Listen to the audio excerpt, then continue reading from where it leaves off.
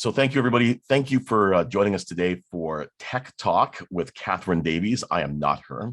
Kathryn's asked me to fill in today. So I'm really glad I'm able to, because today we're going to chat about one of my favorite topics, and that is the rise of the personal robot. I started off with the personal robot, and then I thought, there's so many industries that are being taken over by automation and robotics that I thought we would talk about it. And I wanted to get some of your feedback on some of them, because I made a list of, I was chatting with Nathan about it. They're saying that, over the next 20 years, folks that are in the accounting and tax paying and the financial investing, it's going to be difficult.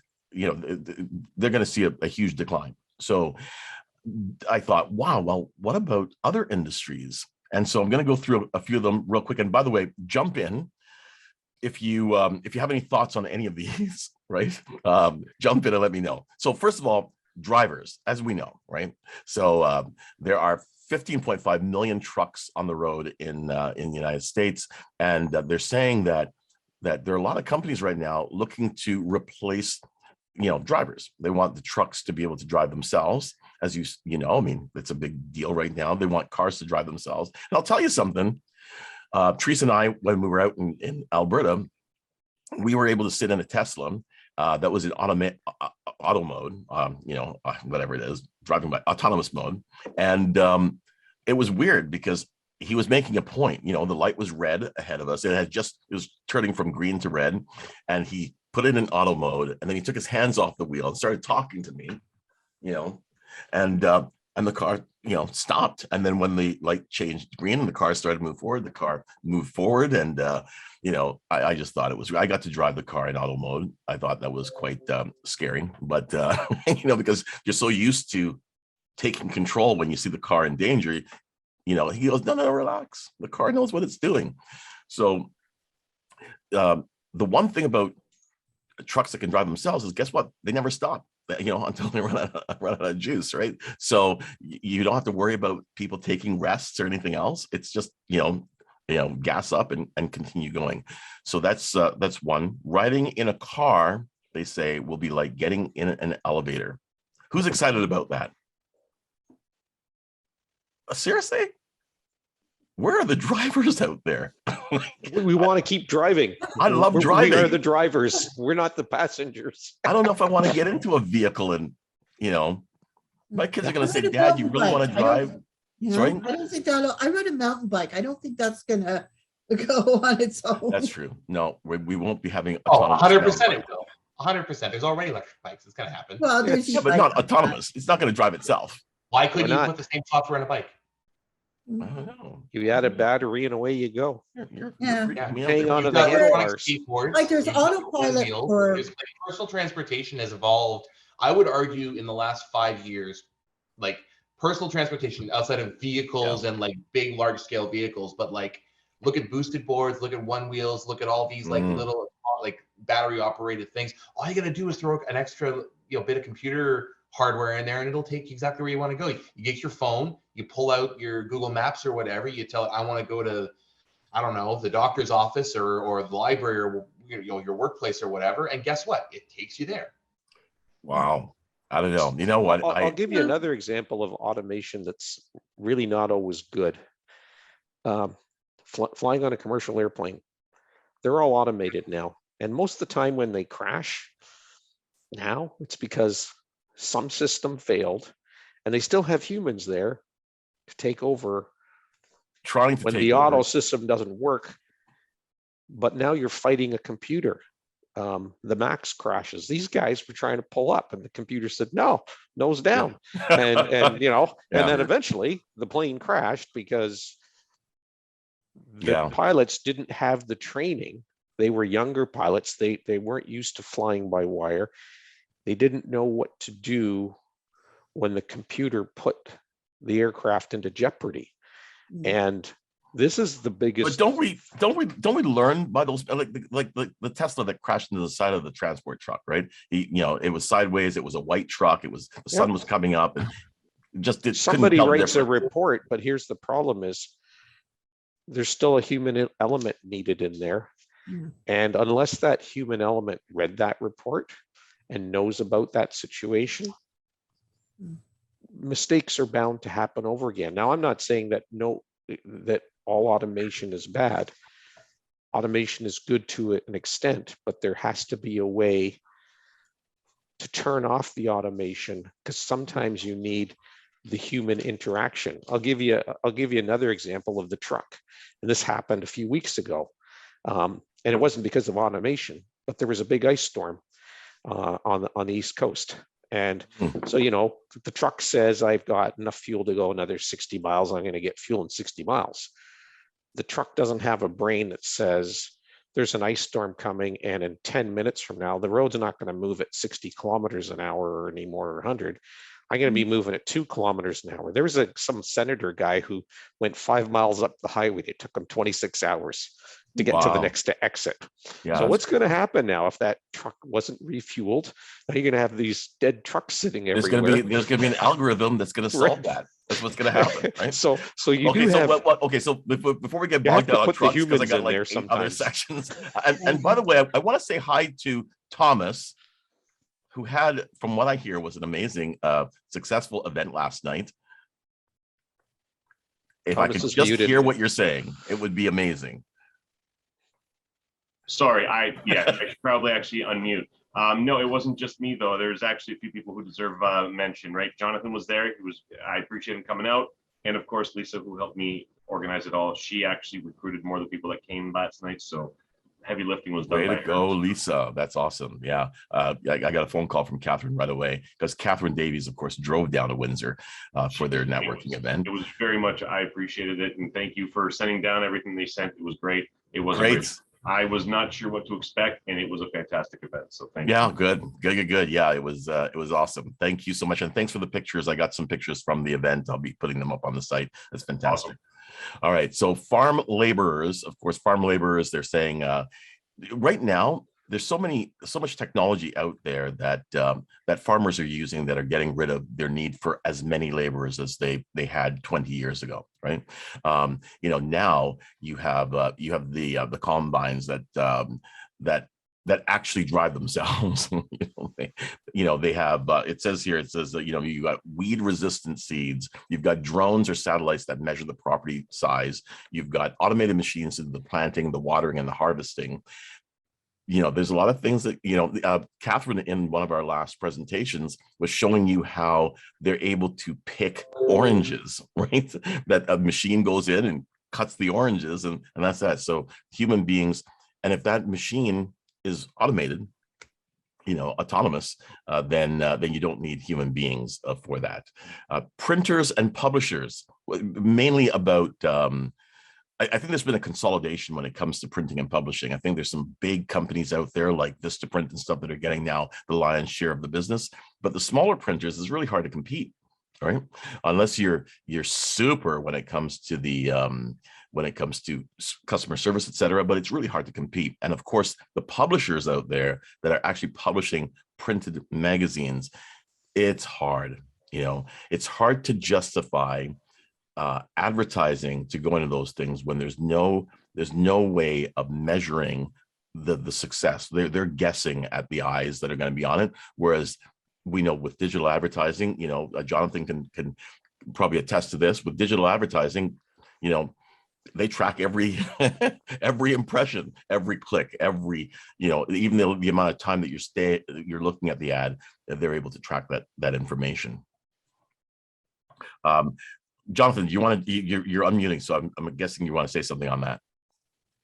No, I was going to say, we actually just had a client yesterday who wants a report. She said, hey, why are our abandoned carts so high? So I'm spending this morning digging through analytics, Google Analytics, and we'll have a report on how many people use iPhones compared to Androids. What age and sex and location there are. So yeah, everything's tracked, but I'm actually against automation in a lot of things, but I'll get into that once you're done. Yeah, for sure. I love it. I love the fact that everything we do now can be tracked. Some people don't like it, but some people do. Okay, so cashiers. By the way, how many people like going to the self-checkouts? Absolutely. Sorry? No. Okay. Okay. How many? No. No. Okay. I'll tell you something about self checkouts that I like.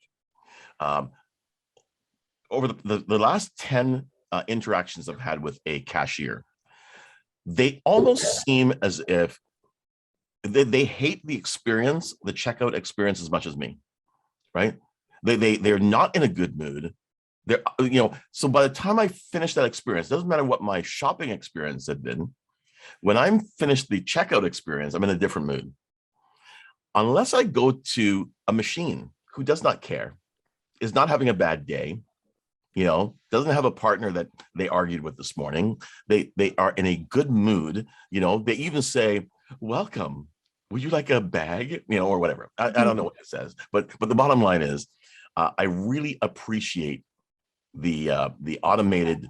If there's an option, I'll go with the automated checkout, just because I just don't want to have to deal with the person's attitude at the checkout. Your thoughts? So I think for a lot of people are still against the automated checkouts is because we still feel like, hey, support, the human aspect for jobs. That boat's kind of sailed. Like I know a few people in retail that they're like, no, this isn't an argument anymore. They've already replaced people. They're here. So now what's happening is when people do have to cover cash, they're also stocking shelves or doing something else. That's why they're frustrated, because they have to cover cash. So that's sort of the reason. I think the argument of should we or shouldn't we have, that's sailed. They've already decided to do it. And that's why everywhere has self-checkouts now. Yeah, anybody else? Corinne, go ahead. I'd love to hear what your thoughts are. I can see, I can see Corinne leaning forward, right? So previously, I didn't have a big opinion. I could go one way or the other. Where's the lineup? Where isn't there a lineup? I got injured right before Christmas and I was on crutches, and doing groceries was a complex experience. And so trying to stand at a self-checkout and do it myself was very, very difficult. And it highlighted the fact that you need to have at least a split, because you need to still have that human element for people who can't do it themselves. Wonderful. That's a good point. Yeah, I like myself, I refuse to use them. And I was in the dollar store. Our local dollar store doesn't have them, but the one up the road from me, right? Yes. Grocery store is a bigger one, and they have them now. And I got, I went in because I didn't go stay away. And I went in and I got my stuff, and I'm going over cash. And it's like, and it goes to self checkout. It's like, I don't do self checkout. Oh, well, I can help you with that. Well, I also need my stuff wrapped. Like I had bought quite a few of the things I bought were breakable. Like yes. Glass candles for putting filler candles on and stuff, and a bunch of other stuff. They were breakable. I said, well, I need the stuff wrapped, All right. So a self-checkout can't wrap your... somebody who was very nice, but she seemed almost like me. Okay. All right. But Michael, sorry, I know that I cut you off there. Go ahead. All right. I'll use them now and then and again, but okay. I won't use them if they only take debit cards. Yeah. That's like I know all the Loblaw stores, anything owned by Loblaw shoppers, they used to take cash. They no longer take cash. And it's like, okay, I'm not using your machine. Like I'm not doing that. How many people here still use cash for things? Well, obviously I do. Yeah. Okay. All right. Very cool. Very cool. Okay. All right. The next one that they have, and by the way, if anybody's ever seen the video on YouTube about Amazon Go, if that's the future of shopping, that's kind of cool. Yes. Anybody here not know what I'm talking about with Amazon Go? Not a clue. I like it. That's like when you walk in, it scans your face, it scans what you picked up off the shelf, and then it charges your credit card, right? That's right. Yeah. So basically, you just walk in, and then you grab everything that you need, and you walk out, and it's already billed you, right? I think that's kind of cool. Teresa, you were saying? Oh, I like it. I like the freedom. Just come and go. Yep. We're big techies.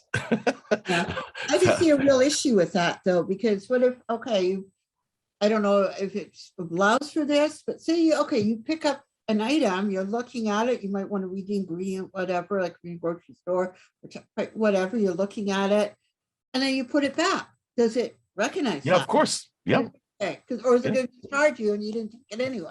Yeah, I don't know how it works. I don't know how it works, but I think that Yeah. with all the cameras that they have and everything that they have that's in there, even when you look at the store's not like a regular store. I mean, things are a little bit further apart from each other. I think it's so that they can track it successfully. But their commercials. Sorry, go ahead. I was gonna answer Maggie's question. How do they know? Mm. So the cameras, nobody's watching the feed of the camera. It's a machine learning algorithm that's watching, and it's trained to recognize when you pick up a product, when you put it in your basket, when you leave. That's how it knows. Now, it's not 100% accurate. It's 99.99% accurate. So there might be that 0.01% where it registers that you took it away, but you didn't. But that's really, really slim to none. So Does it ever recognize that you didn't take something that you actually did? yeah, I'm sure. Why not? Yeah. I mean, that's the whole machine learning is the whole basis of self-driving cars and face recognition and so many other things, so many other kinds of recognition. So you know, Yeah, it's there might getting be an better and better. issue. There might be an issue when you pick something up and you go down like 4 or 5 aisles and you go, oh, I like this instead of that. So you put that one back, but you put it back in the wrong place. I Right. do that. Yeah, I was That's- just thinking about that too. It has to get better. It eventually will get so good that it won't matter. You could do whatever you want, but it'll have some hiccups. Yeah. Just I like, agree. you know. Michael? RF tags. RF tags, right. So here's the problem with that though. Everybody knows exactly what you're buying. You're actually being tracked to your house. Not only do they know what you're buying, they know how long it takes you to consume it. They know how I many love you it. consume. Yeah. It's just constant tracking of you. And I mean, some of that is already happening unknowingly. Yeah. When you buy a shirt, a lot of times, because those things are high on shoplifting, there are sewn in RF tags that you can't even see in those items. And That's it's right. really about, this is sort of like Big Brother's watching you. He knows exactly what you use, when you use it, how you use it, if you use it. You know, if you buy a pair of shoes and you put them on the shelf at home and then you never wear them. So let me ask a dumb question before we go to Jonathan. Anybody here believe that the future is going to have more privacy or less privacy?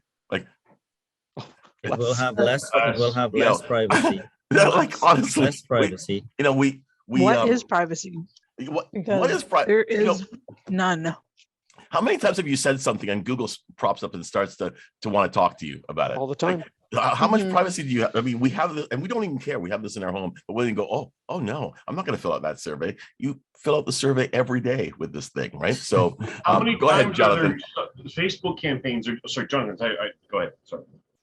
No, go ahead, Thomas. What are you gonna say? I was just going to say, how many times do you see those Facebook tests where what was your first car? Or what was your favorite? Oh man, They're phishing, Yeah. social engineering. People are using these out there to grab your security questions. So then when they steal it, there is no privacy. You're feeding it to them, and oh, this is so cute. This is so fun. No, it's not. yeah, Yeah, right now we have privacy as if we all have a 2 or 3 year old, which means there is absolutely no privacy. that's right. Yeah, I mean, The only honestly. way. Yeah. Okay, so there's only one way to have complete privacy, or as private as you can get. Live off the grid. Yeah. yeah, let me whip through a few more of these. Travel agencies, they're saying, of course, I mean, how many people have ever walked into a travel agency, a physical bricks and mortar travel agency lately? Probably not a lot, right? Most of the stuff, you can even just say to Siri, hey Siri, book me a flight to wherever, and Siri can probably pull that off. I do all my own, stuff. I think Most people do, but I do want to. I Yeah. just want to whip through a few. One of these manufacturing staff. One of the quotes I thought was really cute was, "The factory of the future, Maggie, will only have one human and one dog. The human is there to feed the dog, and the dog is there to keep the human from touching the machines." I thought that was funny. I like that. Dispatchers, think about this, right? There used to be a place where you had to call to get dispatchers to do things, and now I can order up something on my phone, and then next thing you know, on my phone, I could see the car coming. Even the taxi, company. I could call up a cab, and then next thing I could see the taxi coming to where I am. And then one time I was looking, and the taxi cab went to the wrong place, and I was able to then communicate with the taxi driver directly and say, no, I'm over here. That's a big sign, and he was able to come over and grab me. So that's amazing, right? Whereas in the past, you'd have to call the dispatcher would have to call the car, and the car would have to, this is just an amazing way of doing things. Waiters, tables, bartenders, anybody know that there's a Robo Sushi in Toronto? Anybody been there? Anybody heard of this? No, but I want to. Right? Okay. Neil, you've been there? No, but I kind of like it if an actual human prepares the sushi, because, I don't think it's not that a robot won't be able to make it good. It's just, you need someone to take the care and the whatever you want to call it, So let me tell you about care and whatever you want to call it. So I was watching a show on this burger place the burger's made only by robot, right? And so the burger arrived to the lady, and she says, here's the crazy thing about this burger. No human has touched this burger. There's no chance of contamination. There's no chance of some humans are nasty, man. Some humans are deliberate, and there's nobody's no hair chance. gets in your food. Sorry? Nobody's hair gets in your food. Nobody sneezes in the kitchen on your Nobody. food.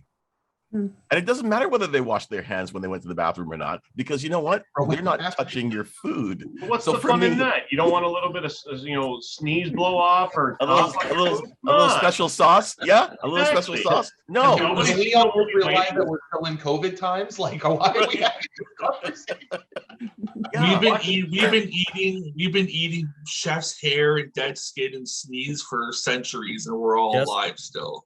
Let me Guys, tell you just something. It's one of the because- reasons we're healthy, because we get Just exposed to because- stuff, so we don't. Okay. All just right. because a antibiotics. machine is preparing it for you does not guarantee contamination. Okay. All right. So Machine- Remember Okay. the listeria thing with the meat packing companies? okay. So let me just tell you this. There was an article that came out a couple years ago where they were talking about surfaces at McDonald's, right? And I think it was McDonald's. If it wasn't McDonald's, please forgive me. Anyway, so where they're saying that on all the interfaces, the McDonald's now has that touch screen thing that you can order up your food, that they found feces on most of the surfaces, which means that there are human beings that are not. So if Are you I'm surprised? assuming. I'm assuming that if feces is on all of those surfaces, feces might also be on the surface of your bun. Well, are you surprised that people don't wash their hands after going to the bathroom? And I am please shocked. don't be Like, I surprised. mean, In a come on. restaurant, right? So that's why I'm saying some people might prefer a place like you've got the robo suit. There's some really amazing robots now that are now the waiters. They're getting rid of waiters, and now the robots are coming and delivering your food. So that's interesting. Bank tellers. How many people actually go into the bank once a month, or once or more a month? Okay, all right. Really? Okay, Michael Palme. And by the way, I have to brag, but Michael Palme is now one of our newest members here at this great city. So, and Michael is located in Hamilton, which is really sexy. So thank you. Okay. So thank you, Michael. You might as well stand up and take a bow. I earned it.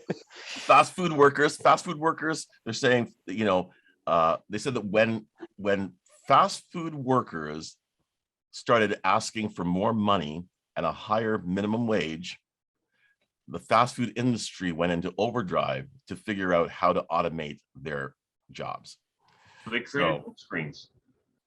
Yeah, that's right. Exactly. I mean, I remember, Michael, back when I would go into McDonald's and there was a bank of 7 tellers, right? Cashiers.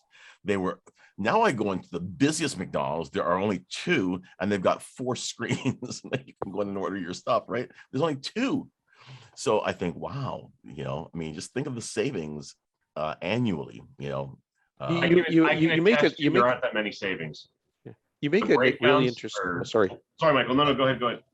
You make an interesting point there, Ivan, because I remember that too. I remember they used to go to McDonald's. It was at King and John Street. It was really, really busy place. But now when I go into a fast food restaurant, and I don't know if it's true for all the chains, I see that there's a lot less people in there because I think a lot of people have moved from fast food to the little diners and those other types of restaurants where they get a better value. Because fast food used to be cheap and fast. And now fast food has become expensive and fast and sometimes not that good. Yeah. And I think there's been a real revival of individual restaurants where people get those services and stuff. I don't know. I'd be interested to see what the numbers are on actually not dollar sales, but unit sales if you compared population wise today to 20 years ago. Right. Okay, Nathan, and then I got to move on. Yep, go ahead. Just to piggyback on Michael's point there about less people inside of like fast food restaurants and like your Timmy's, Starbucks, McDonald's, Wendy's. I think there's been a shift towards the drive-through atmosphere because people value their time so much more. And I think that's one of the things that I've sort of been thinking about during this conversation is time, right? People value their time more than anything else because it's the one thing we can't get back. You know, you can always make more money. You can't just poof, bring back time. And I think, like, for example, I've got a Timmy's right across the street from me. There's a McDonald's drive-through in the Meadowlands that I drive past every single day. And they're almost always lined up. You know, if I'm feeling lazy one day and I say, you know what, my wife and I don't feel like cooking, I'm just going to go hit a drive-through and pick up some McDonald's or Wendy's or whatever for me and the kids. You know, I'm going through a drive-through, right? And I'm usually waiting. So, and if you think about the transition from taxis to Uber, that's been a recent phenomenon in our lifetimes, in the last 10 years or so. There's been people perceive that Uber is more convenient because literally I just pull out my phone, I tap call for a car, you know, and it's different in big cities like Toronto and New York and stuff like that, where you have to kind of go like this out on the side of the road. But with Uber, you just literally hit a thing on your phone and there's that perception for people that I don't have to sit there, you know, wave my arm around like an idiot. I can just wait and pull up my phone and then magically a car shows up. Yeah, no, absolutely. Okay, the last one on my list here is stock traders. They're saying in 2015, a study was done by Bloomberg analysts, and they discovered that 10% of the stocks traded on a daily basis worldwide were done by people, 10%, and the rest were done by bots.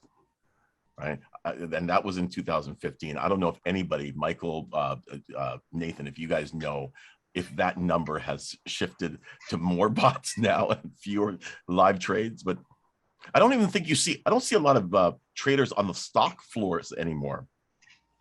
Well, that's just it, right? And I think you got to remember that the majority of stocks and securities that are purchased are not purchased by retail investors. They're purchased by, you know, institutional investors, right? People that are managing pension plans and things like that. That stuff's all automated at this point, right? Because they're not just, I'm not managing Ivan's portfolio, I'm managing this massive company's pension plan.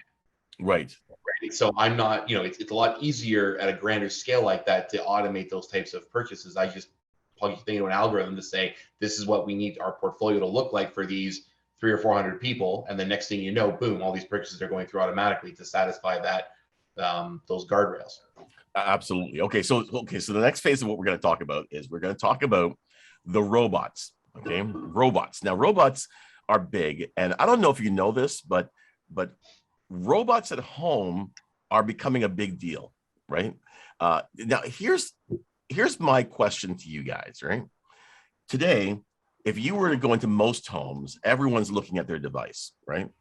And if you have a more interactive device that's more like a robot, and these robots come with artificial intelligence, they come with learning, they get to learn things about you so they can respond better over time. So then it kind of grows in a relationship with you. It's kind of their way of looking at how it's going to be for relationship building.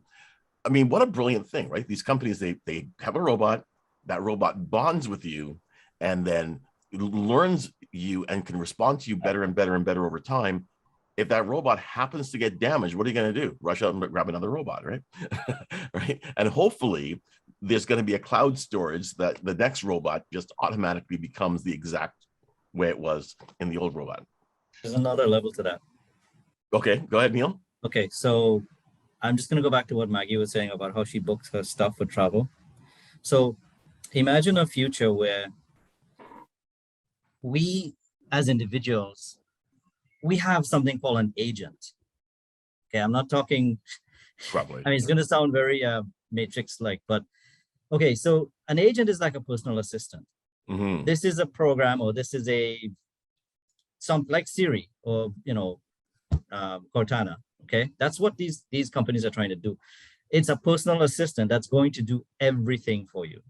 Right. So when Maggie wants to book a trip to Cancun, all she has to do is say, Jarvis or whoever, Veronica, right? Like Tony Stark.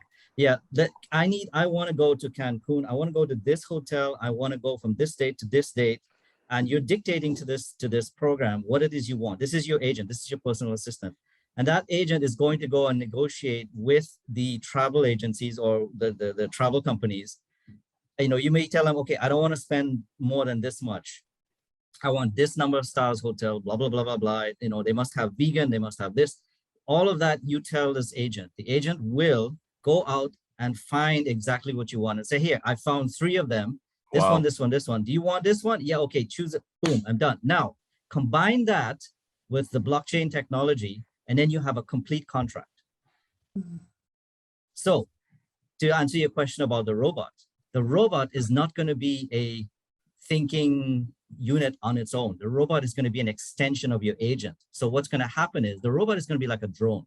Wow. And your agent is going to be directing and doing things in your home for you.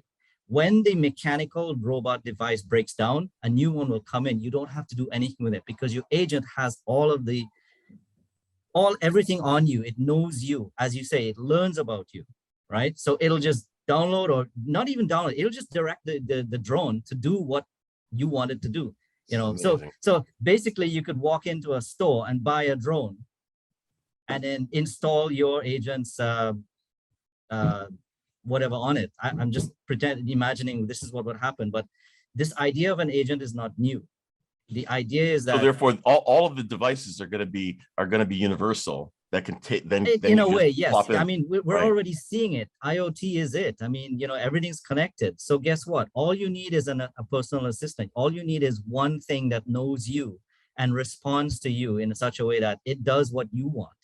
And Amazing. then you're no longer talking to a travel agency. Your so what agent we're is seeing- talking to a travel agency. So what we're seeing right now, Neil, is we're seeing interim steps Yes, before we get to that place. The singularity is coming. How's that? Okay. All right. Okay. Before I get to Nathan, I just want to show a quick video, a quick snippet of a video, and then we can chat some more. All right. So here we go, and I'm gonna share sound. There we go. Can you see the dog that just got out of the package? Oh, I've seen these. Yeah. Yeah, you've seen this. Okay. So very cute little animal. To pay for an IBO, and that never happened, and it was never able to make enough money for one of these guys. Want me to do it? Okay. I think he doesn't have enough juice. Well, then he won't turn on. Right. You see a light? Okay, that's a good sign. Ah! I don't see a screen of it. You don't see the screen? I do. I do. Oh, now I see it. It's really small. Okay. Okay, gotcha. Hi! Hello there. Oh! That's so cute. Are you taking a nap? Hi! Oh! Oh my.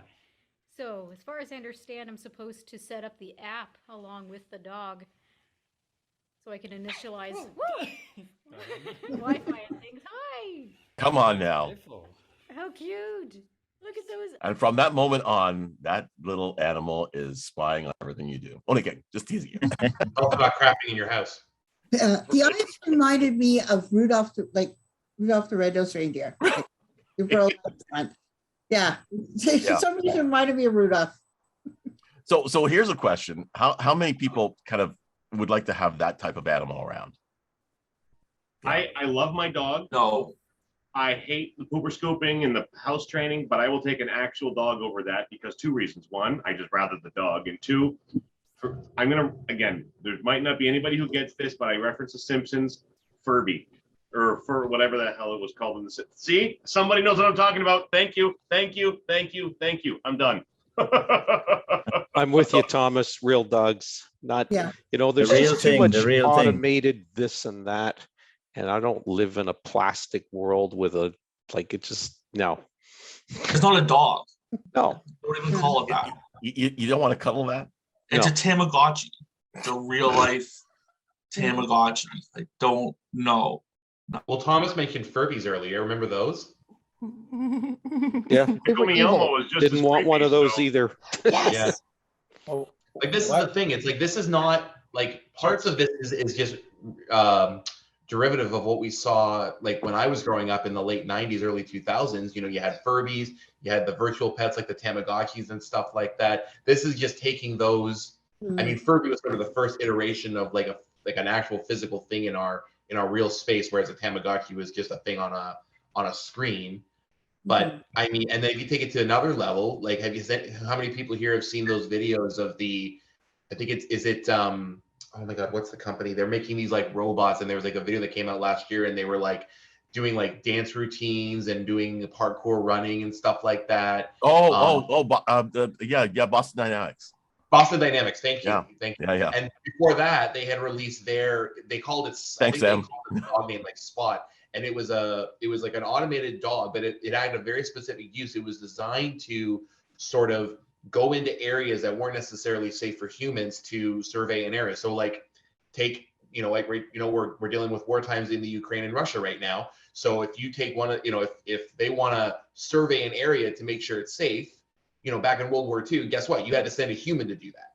That's right. Right now, certain militaries that have these dogs, we'll call them, can take this dog, send it into, an area that's been bombarded with, ballistics or whatever. I'm not a military guy, so I don't know the terminology, but anyway, you send this robot dog in to survey the area, make sure that structurally the building or the area is safe before you send in an actual person.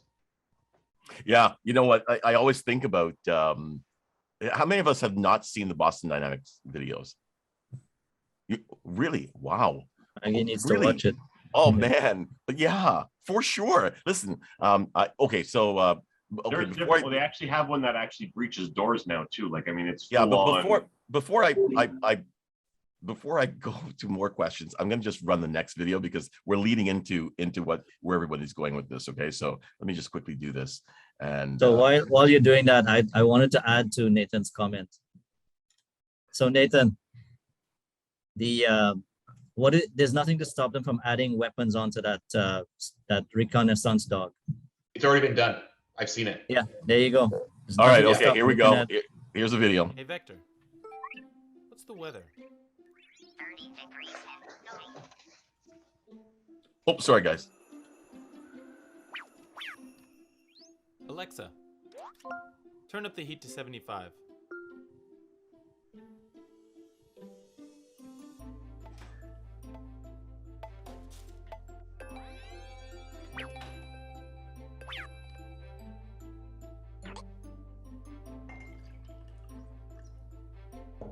Alexa, remind me to buy milk tomorrow at 6 p.m. Okay, I'll remind you tomorrow at 6 p.m. Hey, Vector. Want to play blackjack? 17. Another card. Hit me.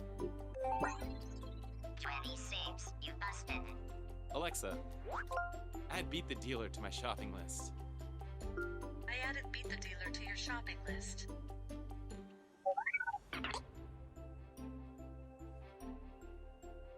Hey, Vector. Go home.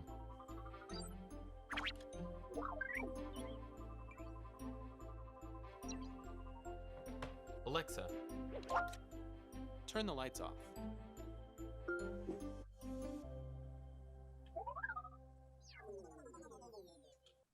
All right. So I think Neil was talking about how you have a the host, weapons. and then you can integrate your Alexa and other things into that. And I thought that was a good representation of it. Any thoughts on that? Go ahead, Lisa. I want to hear what you think. Just funny, all my Alexas are going off. Yes, like it's listening to your video, and I'm like, oh, just stop, just stop. I think they're great. I love them. At the same time, they scare me. Someone's always listening. I know that. There's times that I'm like, just turn everything off, but it comes in handy. Like that little thing, sure. That dog would have been fine for about an hour. Probably would have got bored and it would have sat in the corner. So does everybody get bothered by the fact that somebody's listening all the time? Yes. Yeah. Yes. Really? Does it matter who's listening? It's a trade-off. Here's a question for you. Okay, wait. First, I want to get to the hands up. Sorry, first. go ahead. Okay, first, Sam. Yeah, so I actually work on those robots, like the Boston Dynamics Spot. I've driven around my office.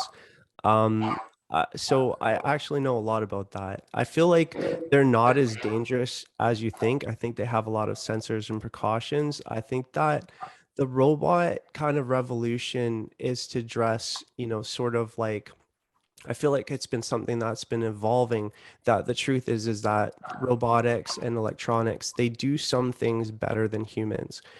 Communication, for example, I can send messages across the world that as it would take, to walk around the world, it would take forever. So I think that if you kind of look at it from that need, let's say for that robot, the little dog, maybe it's not, maybe the parents travel a lot. Maybe it's just a more convenient thing. I'm not saying there's anything wrong with a real dog. And if people prefer that, that's perfectly fine. Mhm. But I feel like sometimes it's just maybe a little better fit. For example, me, I'm allergic to dogs. So that would be actually a decent solution, or the Boston Dynamics Spot, but unfortunately that's like 90K. Yeah. As for Neil's weaponizing, I agree. Like, even myself as, I could easily weaponize, any robotics I touch. I think that the truth is, though, is that you can pretty much weaponize anything. We could all strap C4 to our cell phones and make, bombs. We could take even a pencil and make like a fairly dangerous crossbow out of a sharpened pencil. I think the key element to identify Wick is stuff. that we choose not to, right? We all Right. choose not to. And I think, I think where like cell phones and applications, it's like they move to like skip the dishes, Uber Eats. I think that this is the majority trend of the technology. Yes, there can be like, case scenarios, but I do think that that is the more broad spectrum of like where technology is headed. People like me, for example, we just want to build little robots that explore our living room and make like maps, or like the Roomba.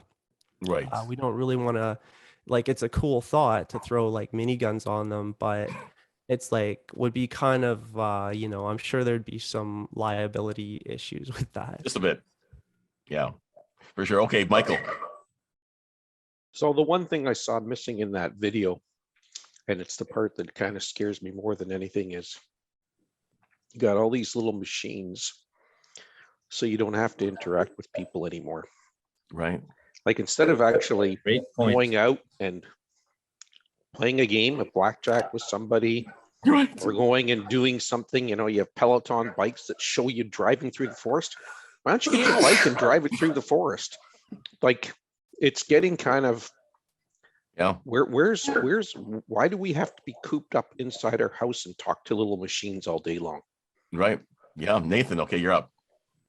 All right, I got a couple of thoughts that have come up here. So number one, going back to what was said earlier about automation and the Internet of Things, and the sort of getting a virtual assistant to book your trips and stuff like that. I think from a marketing standpoint, that's going to get to the point of, because we've all got these little miniature voice assistants. Like I've got a Google Home. I don't know if you can see it on the table behind me there. So if I want to like set a timer or look something up, I just quickly ask, hey, I don't want to say the word and set it off, but basically, that's there.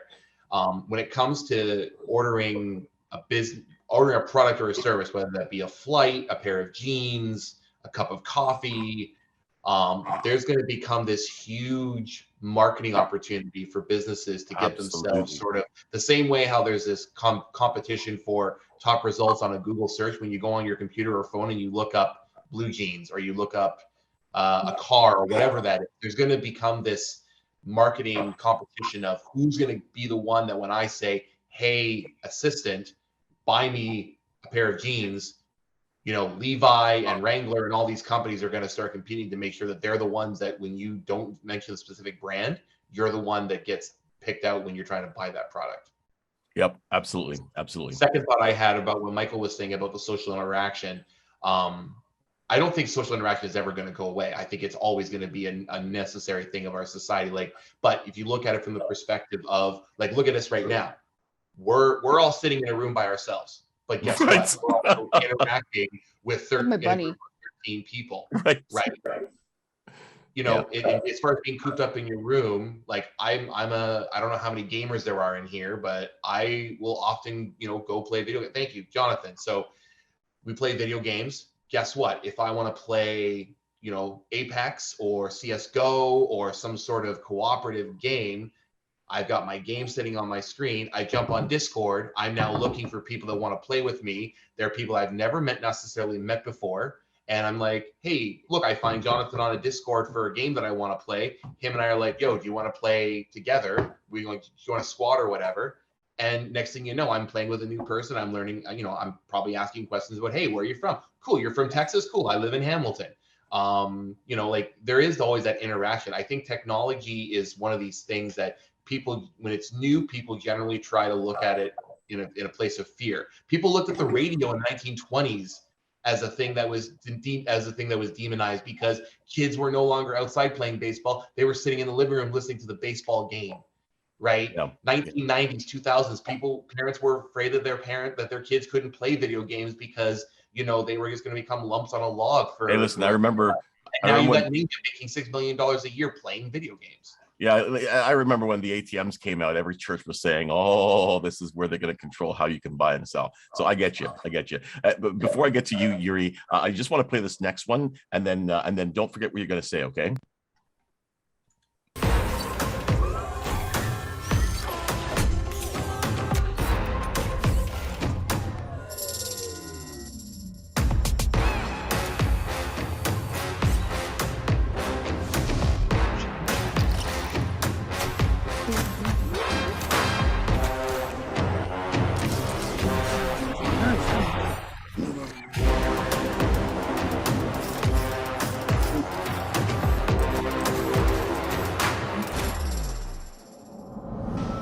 So you can imagine, that one with a you know, a gun next, you know, some sort of that's the same as the Boston Dynamics one almost. Right.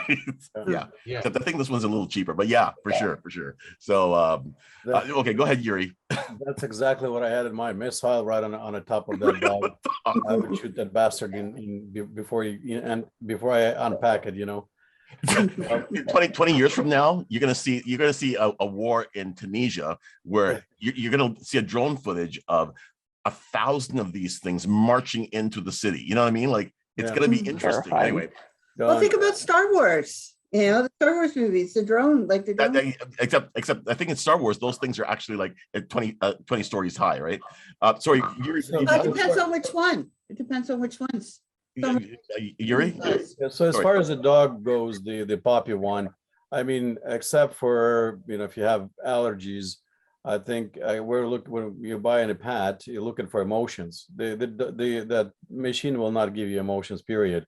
It's not gonna purr or not gonna jump on a bed and kind of kick you like, well, it's time for you to rub my belly, you know. It's like, what do you do? What are you doing sleeping? You know, that kind of stuff, right? Right. It's so soft. That can be programmed.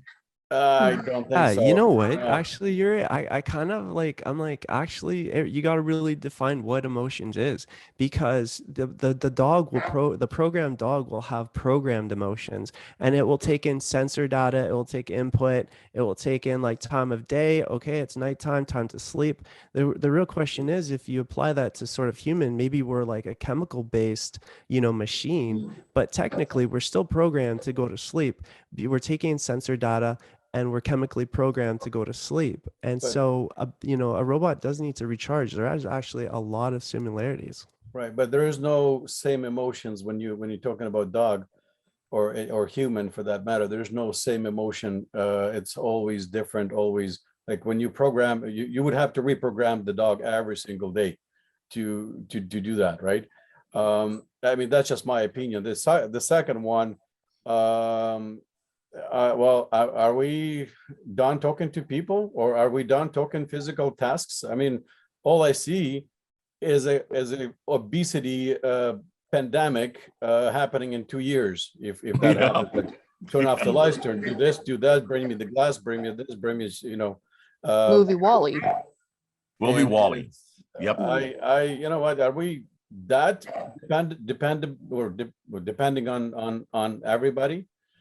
Absolutely. Yeah, I feel exactly the same way. And that goes back to the driving thing. Do I really need my car to take me where I need to go? Can I press on the gas myself? Anyway, Jonathan? Hey, I got 2 quick points. One, I'm coming from a business standpoint for this. Yes. And we actually did we were approached by an augmented reality company out of Australia for one of my clients who sold hot tubs. And they said, this is great technology. You can put the goggles on. You can see the hot tub in your backyard. So you can see how it looks before you buy it. So we were going to go and invest in this. It was a big investment. But instead, I found somebody else who used this. It did not increase their sales one bit, because people want to sit, they want to feel the hot tub, they want to see how their body molds the seats. So I think small businesses, as exciting, as shiny as this new toy could be, need to be careful before investing, because it doesn't always translate. Second thought I had, this was going back to talking about the agents, the matrix technology there. I think Neil was talking about it. I don't want a robot negotiating business for me. Like if I say, hey, Neil, go talk to Lisa. I got to get these 100 boxes shipped out to Australia. And it comes back and say, okay, she got you a good price, but now you owe her, a case of beer. I didn't say that. I don't want a robot negotiating business for me, no matter how intuitive it is. That's a human element where you'll give the wink and you'll shake a hand, hey, expect a steak on your doorstep tomorrow. There's just too much to do with business that is interaction. I don't want a robot handling that. Yeah, I agree. Okay, listen, I want to play the last one. This is the last one. It's about a minute longer than the last one, but I thought it really, I want you to think about all the things that you're able to do, because this answers Michael's question about you having time to interact and not interacting with robots. So let's go ahead and jump right into this one. There we go, sharing that. All right, here we are.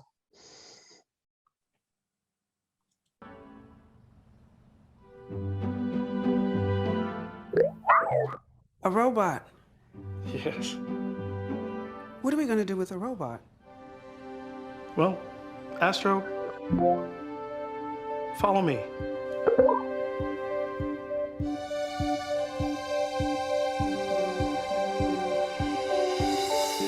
Hi, Grandma. I miss you. I miss you too. Hey, you got the toy I sent. Yeah, I love it. Astro, follow me.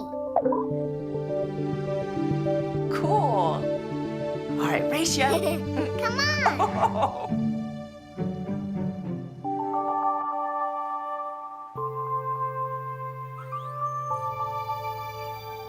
Told you I turned it off. And now I totally believe you. Ooh, yikes. Message from Steve. Remember to eat something green today, Dad. Check.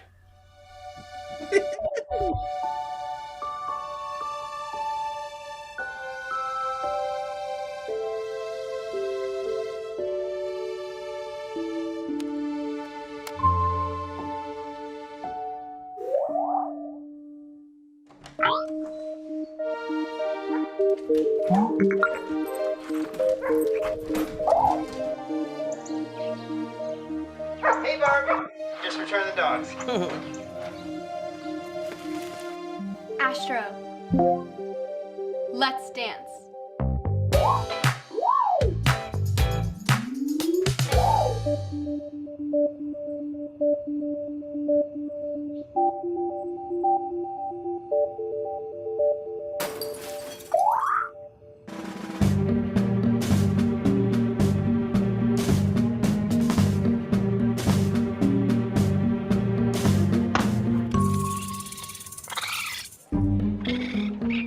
Thought we weren't home, huh?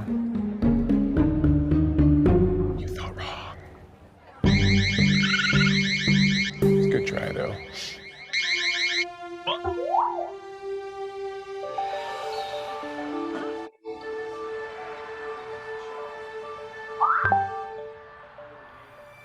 What? Thank you.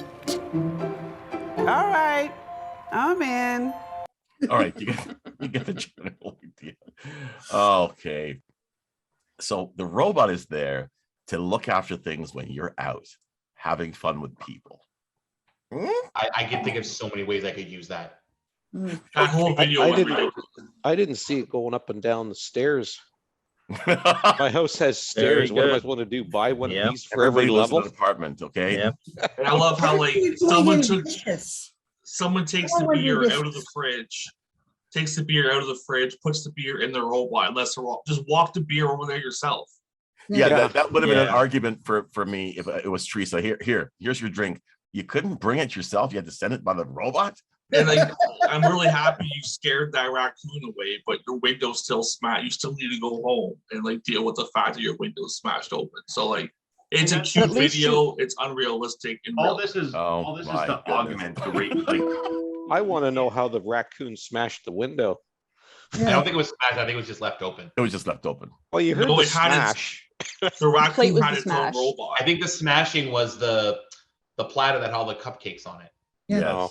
High level raccoon. That's right. Yeah. Guys, if we are all honest with ourselves, the only reason why we want to save time is so that we'll have extra time to spend on Facebook, Instagram, and TikTok. That's right. That's right. And how do we know that raccoon wasn't a raccoon bot programmed to break into your house? Rocket. Can I just make one point about what Neil just said? This goes all the way back to the start when we were talking about the cars, the automated cars. As a social media guy, I'm on my phone constantly. When I have to drive to clients and manually drive, that's my break from the screen. If I have a car driving me there, I'm spending extra time on my screen because I'm not going to sit there and read a book. I'm going to go on my phone and go on Facebook. Yeah. So manually driving myself around to clients is one of the best parts of my day because I'm off the screen. Yeah. See, I look at it as I'm getting more work done while I'm having something else to drive me, and I don't have to because the other thing too is like let's face it, we all know that there are people out there that are on their phones while they're driving. Mm-hmm. Would it not be safer for us? Like those people are not going to stop being on their phones. Like I'm sorry, those people that are on their phones while they're driving are going to continue to be on their phones. We can look at them through the car window, and I bet you this: if you drive past five cars, one of them is going to have the driver on their phone. 5 of them is going to have the passenger on their phone. Right. Right. Yeah. I definitely think having the ability. If I'm driving and I'm sorry, I just want to finish my point. If I've got whether it be a chauffeur or a town car, an Uber, an automated car, I would love to have that service because then I can, check on things in my phone that might need addressing. I can get a little bit more work done. I can work on a proposal. Like I can do more things, become more productive. For sure. As long as there's an option to turn it off, like as long as it's, hey, I'm going to manually drive today, or hey, I got a Zoom call, I'm going to have the auto, then that's cool. Yeah, I think just think about 10 years from now, right? If these cars existed today, and they're going to look like the way the cars look right now, but after 10 years of automated vehicles, the cars are going to look different. They're gonna have a table in between the front seat and the back seat. You're gonna get into the car. You're gonna be able to swivel your chair around and get work done as you are driving. The A-Team did that in the 80s with swivel seats and the table in the middle, so it's not like it's far-fetched. So come on. I think one of the luxury car manufacturers already has a concept like that. I think it's Rolls or Bentley, Maybach, they all have it. It's So Bentley. it's just a matter of trickling into the mainstream. So now does that look like going. a better? Does that look like a better future for you that you can get in the car, especially for me? Teresa and I, we love driving to Calgary. I would love to get, because when we leave at like 4 a.m. and, I drive and they sleep. Wouldn't it be nice to jump in the car at 10 o'clock at night and have the car just drive me? I'm asleep. As long as you don't hit dead spots. I was actually thinking about this. Actually goes perfectly into because my family and I we're possibly looking at taking a trip to take the girls down to the Sesame Street theme park down near Philadelphia. It's a 7-hour Cool. drive. Yeah. And I was saying to my wife over the weekend, like, do we want to drive now or do we want to fly? Because my kids are 4 and 1. To try and get them on a 1 hour it's door to end, it's about 7 to 7.5 hours. But with 2 kids at that age in the car, it's going to be a 10-hour day, right? Because you're going to have to make stops. The kids are going to start freaking out. If I had a car that's basically a dining room on wheels, you know, if my 1-year-old needs a bum change, I can just do it right there without having to stop the car. If the kids get hungry, we can sit at a table and have a meal together as a family. So it doesn't become such an arduous thing. I don't have to pay as much attention to it. Like, that to me is we have to, you know, some people are going to look at the negatives, some people are going to look at it from the positives, and that's sort of my perspective. I mean, I don't think it goes out saying that I'm a futurist as well, and I love this. I love all these evolutions. I'm excited. You know, I love the road trek. Anybody ever seen the road treks? They're the ones that have the bed. You can either have a bed in the back there, or you can have a desk, and it's got the coffee, you know, and the stove and everything else, right? In a van, which is really convenient. Imagine that autonomously driven, where you can actually, you know, get up, make yourself a coffee while the car is careening down the highway at 120. Make yourself a coffee. You're on your way there. You can have your fax being sent. You're connected wirelessly. Catch the last episode of the Ozark. You know, you can do whatever, right? And I agree, Ivan. Yeah. Automation is good, and I don't think we can stop it. However, we must ask ourselves the question: are we prepared for either when it breaks down or when you get hacked? Because if you have a house that's totally automated, and you get hacked, which it's not a matter of if, it's a matter of when, because no system is fully secure. What's the consequence? Then what do you do? Yeah, what do you do? What is your contingency plan? And I think Thomas and his technology. Thomas could answer that question more clearly than I, but you have to think about that risk. The risk is there. Yeah. Right. So I'm not saying that it's not even the breaches either. What about if an outage? Your primary connection goes down. Electricity. Yeah, exactly. Anything. Power, or even just your ISP, you need failover. Yeah. Now you start bringing in failovers or redundancies, and these are things that either homeowners and home users have to either get in line with, or they have to be behind. It's a get in line or get out of the way. They have to realize that these types of technologies need to start now leaving the business office and going into the house. It comes at a price. The automation comes at a price. Are we willing to pay that price? But then if you also look, I'm going to take it another step on that. The people that are, you know, concerned about those that are losing their jobs because of automated tellers and a whole different, it's a completely shift over to from working on them to creating them and implementing them. Finish my thought for me, Thomas. Yeah, you're taking these people that were being paid, you know, probably minimum wage or slightly above minimum wage to check bags, run cash registers, you know, go to be your ATM for you, and you're giving them a potential opportunity to do these new jobs that nobody even thought could have been a thing before. Twofold argument with you on that, Nathan, is two things. One, a lot of younger people are too entitled to get their hands dirty, so they don't want to actually build. I mean, I can talk. Thank you for saying that. But I think that's I'm at the break-off point, so I can say it with a smile on my face. I'm 37, so I'm right there. I don't mind getting my hands dirty, but I'm right behind I'm right in front of the people who do. Right. I know too many people who just don't want to get their hands dirty. They don't want to build. They don't want to do. They want to sit there and get spoon-fed, literally spoon-fed, not just getting money. They want to get, you know, they want to have their mouth massaged while they massage their throat and get the food put down their throat. Like, they want nothing to do with living. Not for them. But the thing is that these are the jobs that are going to start coming in, especially on the entry side of things, right? Like the setup, the install, the service. That's, you know, the other side is the people that are aging out and they're heading into retirement. They're losing that job. They might not want to get retrained into these types of roles. So then what happens if they're still 10 years out from retirement? That it's the two sides. In the middle, you can adapt, change, jump in, whatever. But it's the young coming in who want the 6-figure salary in the executive office right out of school, or the people that are aging out that just don't have that time to retrain because they're looking to ride off into the sunset from the years of already grinding into the society, right? So they want to put their feet up. They don't want to have to retrain. I get it. I'm totally with you. It's just those two sides of the coin, right? So listen, folks, we're like 15 minutes overtime. Where does the time go when you're having a great conversation? But I hope that, you know, Michael, my hope for you is September's going to come and you're going to go, I would really like to have a mechanical dog. And you're going to I go got a out real there, dog. I don't want a mechanical dog. and every time that you go snowmobiling, I want to see that mechanical dog over your shoulder, looking over and going, I want a drone tracking Right? his No? trail. That's what come I on want. now. Come on. Get some epic footage. You post it on YouTube. Yes, I absolutely. can But show listen, you I some, want- if you got a minute, I could show you an epic photo from last weekend. Give me about a minute. Okay. And yeah, I'll just here he hold it goes. up to my screen. This is 'cause where he's going to I went show off. somewhere epic last weekend. It's called the Kearney Ice Caves. You can only get there by snowmobile. You can't get there by car. You can't get Yes. there any other way. Well, listen, and just while he's looking for that, I'll just let everybody know. I believe that one day in the next 5 years, everyone's going to have a robot in their house. Oh, that's awesome. Oh, wow. Yeah. That's amazing. That's what happens when you go. No, that's actually all ice. That's all frozen. Wow. It's running off the land. I'm going to show you one more. Amazing. Now, someday a robot's going to be able to go there for you and just send you a photo. And send you No. the picture.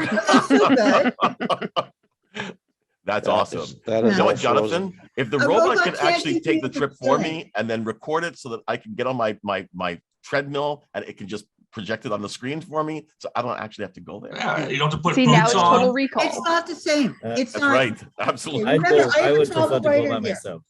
That's beautiful. Let the Wow. travel writer speak to that. Okay.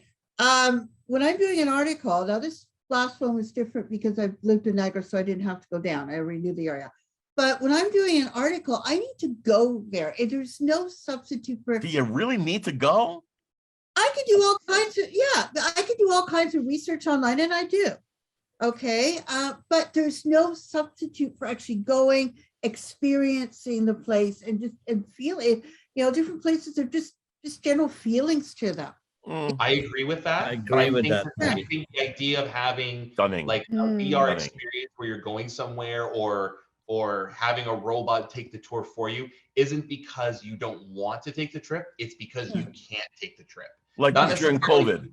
Yeah, Well, I actually agree a okay. lot with you, Nathan. Financial restrictions. It could just be that you're not capable, right? Like there are people with physical disabilities that can't take a trip to Europe for 4 weeks, right? Yeah. So what do? They strap on an Oculus. They get a VR experience of France, Rome, wherever they're wanting to go, and they can see it as best they can. Yes, I agree with you. It's not a one-for-one comparison, but to me, it's one of those things that, like, again, I'm looking at it from the opportunity side. Like, yes, I agree. I get what you're saying. Yeah.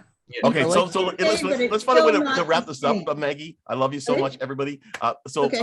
I want to thank everybody for joining us today. So Monday, of course, is morning coffee avec moi, Ivan, and then Monday afternoon we have our discussion lounge. Tuesday we still have the mindset and momentum with Jackie and Jennifer. Wednesday, of course, we have Yuri Nesbitt. He has the real estate investing. And then, of course, Thursday, we're back with Kathryn Davies and Tech Talk. So thank you, everyone, for coming out today. Thanks for a great discussion, guys. And if anybody actually goes out and gets your first robot, then please let us know so that we can have you on here to co-host and tell us all about your new little addition to the family. I'm getting I'll that get dog. one when they can do dishes and vacuum. Why not It's coming. once, but when they can do dishes and The vacuum's already laundry and here. stuff. Same with mopping. Yeah, that's why Teresa got me. She says, I got you so you can do the dishes. So, something to replace the husband. I get you. All right, guys, everyone, have an amazing day. Have a good weekend, everyone. Thanks. Bye, everybody.